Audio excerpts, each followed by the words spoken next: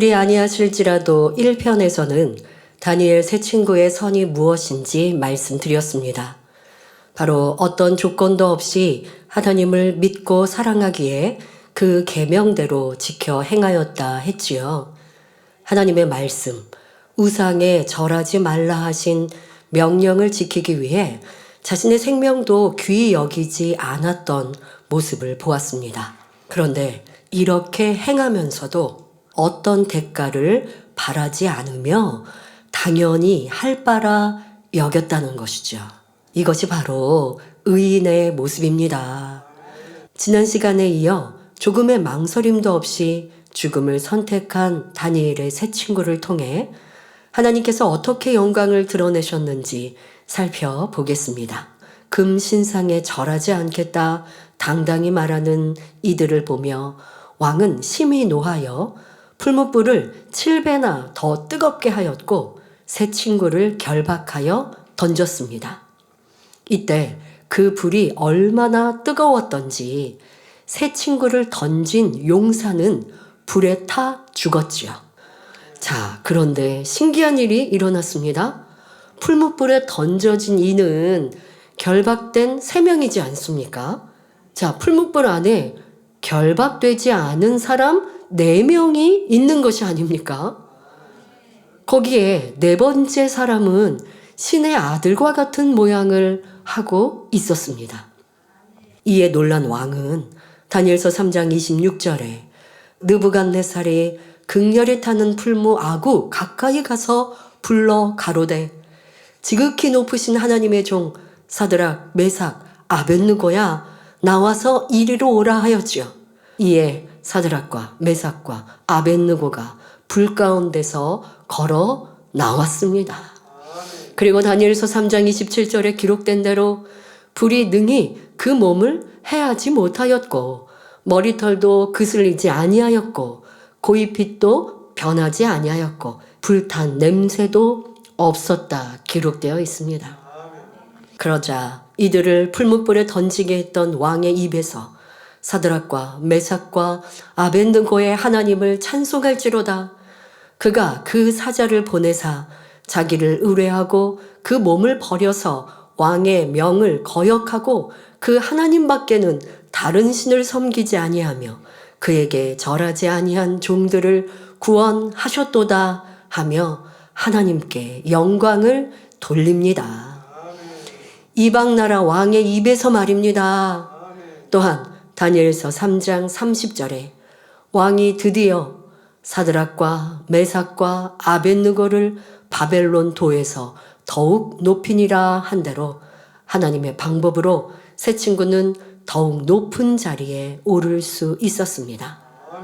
우리는 이런 놀랍고 기이한 일을 이루시는 하나님을 믿으며 지금도 우리의 삶에 이런 역사가 나타날 수 있음을 믿어야 합니다.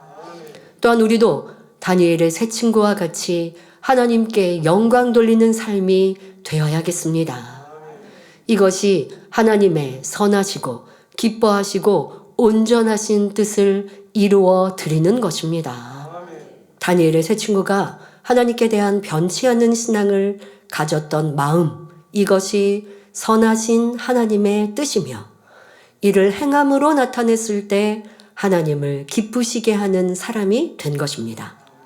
또한 조건 없이 변함없는 행함으로 나왔을 때 하나님의 온전하신 뜻을 이룬 것이고요. 이런 신앙과 믿음이 되려면 지난 시간 말씀드린 바와 같이 하나님을 사랑하여 그 계명을 온전히 지켜야 합니다. 그럴 때 어떤 상황에서도 진리를 선택하며 빛 가운데 행하니 잠시는 오해를 받고 어려움을 겪을 수 있으나 결국 하나님께서 역사하시어 높이시고 인정받게 하시는 것입니다. 그런데 우리는 하나님 앞에 할 바를 다 하지 못하면서 하나님께서 응답해 주시지 않는다고 당장 불평하고 원망하지 않았는가 살펴보아야 합니다. 더욱이 하나님 앞에 어떤 조건을 내걸고 나오신 분들이 있다면 다시 말해 축복받기 위해 문제 해결받기 위해 이런 목적만을 가지고 나오셨거나 내가 치료받고 응답받으면 하나님을 정말 믿겠다. 열심히 신앙생활 하겠다. 이런 조건적인 마음으로 나오신 분들이 있다면 이 시간 말씀을 통해 그런 조건적인 신앙을 철저히 깨트려야 할 것입니다. 어떤 조건과 이유 때문이 아니라 마음 중심에서 하나님을 사랑하여 구원해 주심에 감사하여 신앙생활하며 마음의 소원을 간구해 나갈 때에 하나님께서는 이런 자녀의 기도에 응답 주시는 것입니다. 우리는 조건부의 신앙이 아니라 다니엘의 세 친구의 믿음과 신앙을 이루어야 합니다. 혹여 치료받기 위해 작정하여 기도하였는데 치료받지 못하고 응답받고 축복받기 위해 예물을 심으며 간구하였는데 혹여 응답이 없더라도 그리 아니하실지라도 하나님을 원망하거나 불평하는 것이 아니라 끝까지 감사하며 하나님을 믿어드리는 모습이어야 합니다. 정말 이런 중심을 가진 분들이라면 어찌 하나님께서 보고만 계시겠습니까? 가장 합당한 때 더 크고 온전하게 치료해 주시고 응답하시며 영광 돌리게 하시지 않겠습니까? 설령 여러분이 치료받지 못했다 하더라도 생명의 말씀을 통해 내가 죄인임을 깨닫고 하나님 앞에 통회자복하여 죄의 담이 헐어지고 성령받아 구원받는 역사가 있다면 그 축복만으로도 평생을 감사하며 살아야 할 것은 너무나 당연한 것입니다. 영원한 불지옥에서 고통받을 수밖에 없는 사람이 영원한 행복이 있는 천국에 가게 되었는데 설령 지금 목숨을 거두어 가신들 무엇 때문에 감사하지 못하겠습니까? 이런 마음을 가지신 분들이라면 치료받지 못할 뿐 없을 것입니다. 사업터에 문제 있는 분들도 마찬가지이지요. 내가 이 문제만 해결받을 수 있다면 신앙생활 열심히 하고 하나님 앞에도 열심히 물질로 심어야지 이런 조건부적인 생각과 신앙을 가진 분이 있다면 먼저 그 조건적인 신앙부터 바꾸어야 합니다. 앞서야 하는 것이 열심히 신앙생활하는 것. 자, 이렇게 여러분들의 마음을 결심하고 또 심은 대로 거두리라 말씀하셨으니 이 말씀에 의지하여 믿음대로 심어 나가면 이런 사람에게 응답이 임하게 되는 것입니다. 그러니까 순서가 바로 서야 하는 것이에요. 이 말씀을 듣고 계신 여러분 모두가 혹시 나는 하나님 앞에 이런 조건부적인 신앙을 가지고 있지는 않은가 점검하는 시간이 되어야 합니다. 내 가정을 지켜주시고 일터에 축복 주시고 기도에 응답해 주시고 이럴 때만 하나님 앞에 감사하며 충만해하지는 않았는지 되돌아 보아야 합니다. 도무지 이해되지 않는 상황과 일들이 벌어져도 조금의 불평 원망이 아니라 아버지의 선하신 뜻을 쫓아 기쁨으로 감사함으로 내 할 바를 행해 나아가는 이러한 모습이 아버지의 기뻐하시는 모습입니다. 바로 다니엘의 세 친구 이런 조건부적인 신앙이 아닌 모습이었지요. 목숨을 달라 하셔도 기꺼이 드릴 수 있는 신앙이었습니다. 자, 그러면 성경에서 이와 같은 무조건적인 사랑과 신앙을 가진 인물을 찾는다면 또 누가 있을까요? 바로 신약의 대표적인 인물인 사도 바울을 들 수 있습니다. 그는 하나님을 너무도 사랑하는 사람이었습니다. 그런데 예수님을 그리스도, 구세주라 인정하지는 않았지요.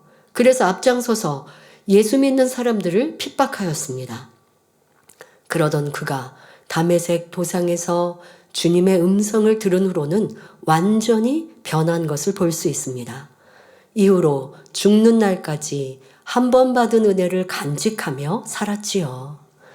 신앙을 지키는 변치 않는 중심이었던 것입니다. 그러니 죽을 줄 알면서도 하나님의 뜻이기에 어떤 만류도 다 뿌리치며 그 길을 가는 것을 볼 수 있습니다. 예루살렘으로 올라가면 무슨 일을 만날지 알지 못했을 뿐더러 성령께서도 각성에서 결박과 환란이 그를 기다린다 했는데도 불구하고 사도 바울은 어떤 고백을 합니까?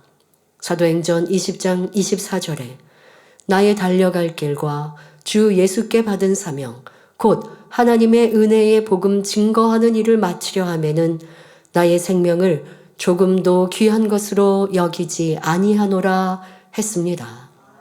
이러한 그의 변함없는 중심은 사도행전 21장에서도 찾아볼 수 있습니다. 아가보라 하는 한 선지자가 바울의 띠를 가져다가 자기 수족을 잡아매고는 성령이 말씀하시되 예루살렘에서 유대인들이 이같이 이 띠 임자를 결박하여 이방인의 손에 넘겨주리라. 성령의 감동으로 지금 앞에 되어질 일들을 말합니다. 이 말을 들은 그곳 사람들은 바울에게 예루살렘으로 올라가지 말 것을 권합니다. 그러나 이때도 사도 바울은 나는 주 예수의 이름을 위하여 결박받을 뿐 아니라 예루살렘에서 죽을 것도 각오하였노라 담대히 말하였습니다. 자신에게 닥칠 불이익이나 괴로움 혹은 목숨이 아까워서 믿음이 흔들리거나 타협치 않았던 것입니다. 참으로 아름답지 않습니까? 하나님께서는 이런 중심을 아시고 그를 부르셔서 크게 사용하셨던 것입니다.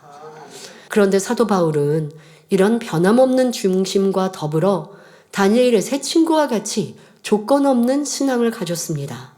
고린도후서 11장 23절부터 27절에 보면 저희가 그리스도의 일꾼이냐 정신없는 말을 하거니와 나도 더욱 그러하도다.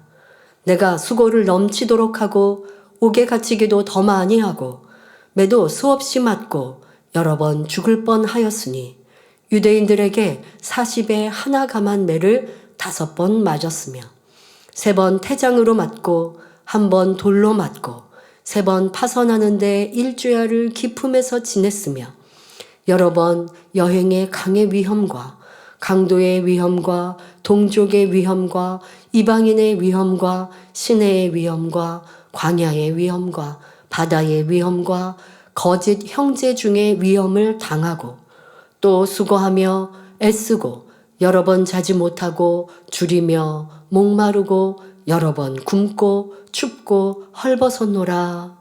사도 바울의 고백입니다. 더욱이 이어지는 그의 고백을 한번 보십시오.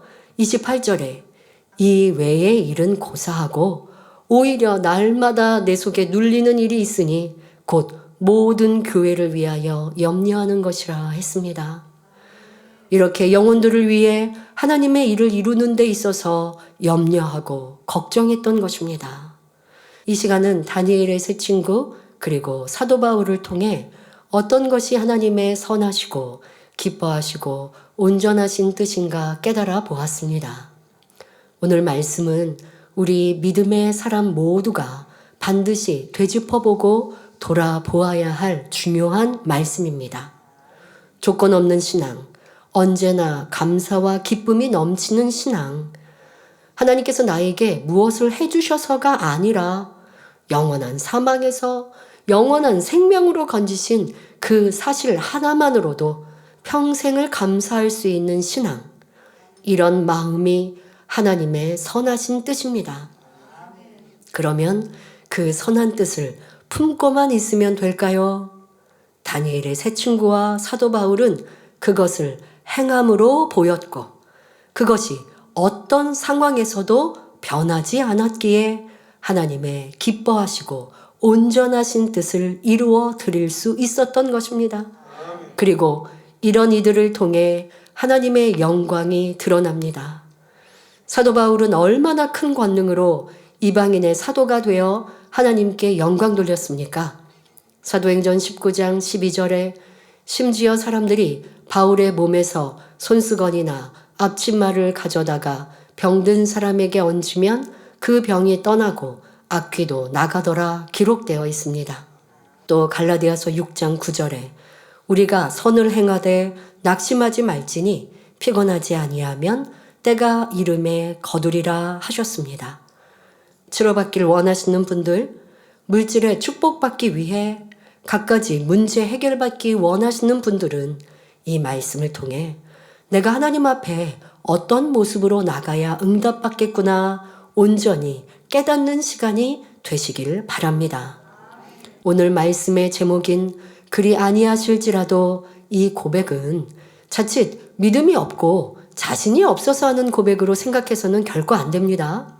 이러한 고백은 하나님께 대한 온전한 사랑과 절대적인 신뢰 그리고 변치 않는 믿음이 있을 때 할 수 있는 깊은 선의 고백인 것입니다. 따라서 여러분 모두가 그리 아니하실지라도 이런 고백을 할 수 있는 선한 중심으로 변화되셔서 하나님의 지극한 사랑과 은총을 받는 복된 성도님들이 다 되시기를 주님의 이름으로 축원합니다.